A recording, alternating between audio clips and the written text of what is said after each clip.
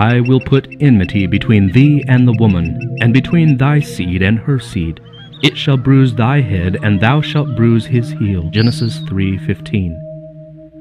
The divine sentence pronounced against Satan after the fall of man was also a prophecy, embracing all the ages to the close of time and foreshadowing the great conflict to engage all the races of men who should live upon the earth. God declares, I will put enmity. This enmity is not naturally entertained. When man transgressed the divine law, his nature became evil, and he was in harmony and not at variance with Satan.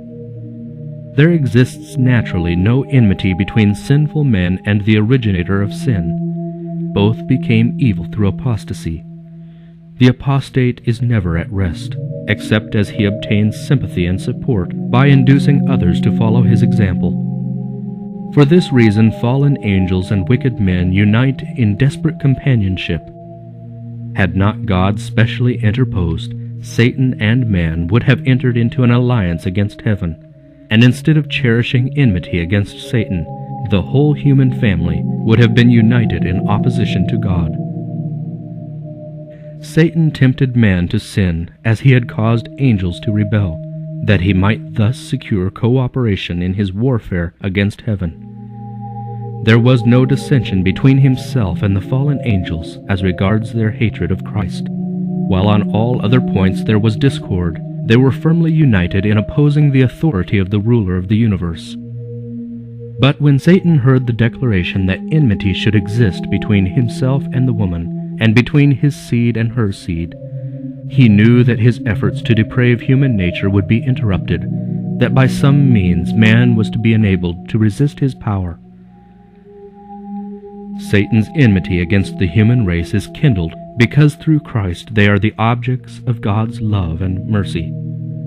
He desires to thwart the divine plan for man's redemption, to cast dishonor upon God by defacing and defiling his handiwork. He would cause grief in heaven and fill the earth with woe and desolation, and he points to all this evil as the result of God's work in creating man. It is the grace that Christ implants in the soul, which creates in man enmity against Satan. Without this converting grace and renewing power, man would continue the captive of Satan, a servant ever ready to do his bidding. But the new principle in the soul creates conflict where hitherto had been peace. The power which Christ imparts enables man to resist the tyrant and usurper. Whoever is seen to abhor sin instead of loving it, and whoever resists and conquers those passions that have held sway within, displays the operation of a principle wholly from above.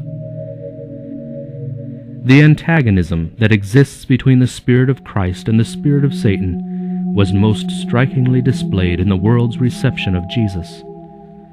It was not so much because he appeared without worldly wealth, pomp, or grandeur that the Jews were led to reject him.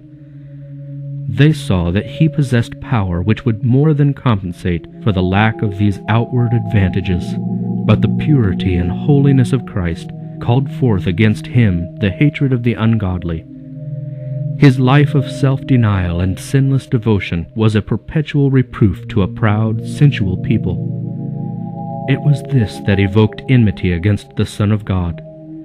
Satan and evil angels joined with evil men. All the energies of apostasy conspired against the champion of truth.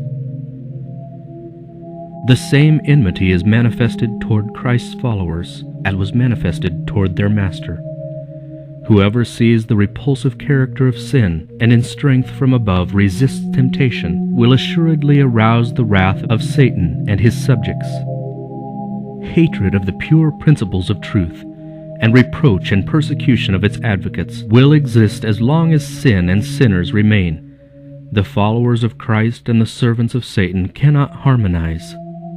The offense of the cross has not ceased. All that will live godly in Christ Jesus shall suffer persecution. 2 Timothy 3:12. Satan's agents are constantly working under his direction to establish his authority and build up his kingdom in opposition to the government of God. To this end they seek to deceive Christ's followers, and allure them from their allegiance. Like their leader, they misconstrue and pervert the Scriptures to accomplish their object. As Satan endeavored to cast reproach upon God, so do his agents seek to malign God's people. The spirit which put Christ to death moves the wicked to destroy his followers. All this is foreshadowed in that first prophecy, "I will put enmity between thee and the woman, and between thy seed and her seed." And this will continue to the close of time. Satan summons all his forces and throws his whole power into the combat. Why is it that he meets with no greater resistance? Why are the soldiers of Christ so sleepy and indifferent? Because they have so little real connection with Christ, because they are so destitute of his Spirit. Sin is not to them repulsive and abhorrent as it was to their Master. They do not meet it as did Christ, with decisive and determined resistance. They do not realize the exceeding evil and malignity of sin, and they are blinded both to the character and the power of the Prince of Darkness.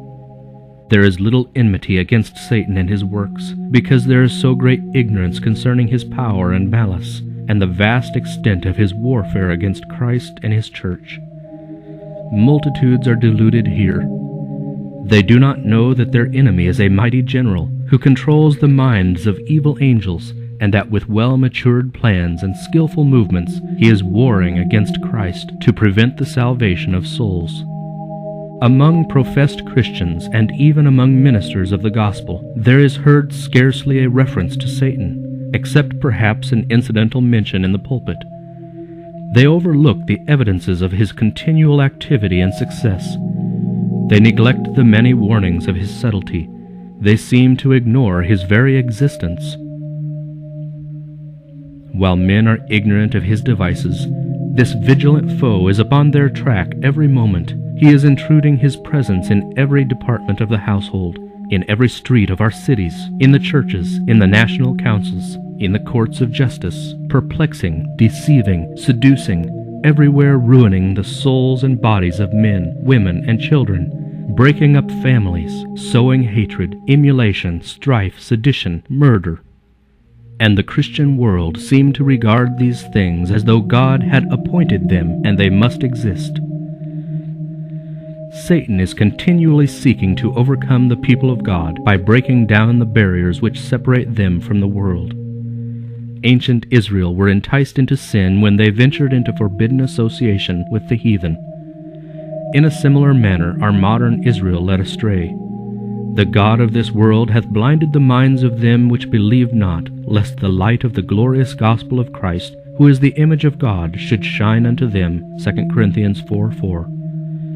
All who are not decided followers of Christ are servants of Satan.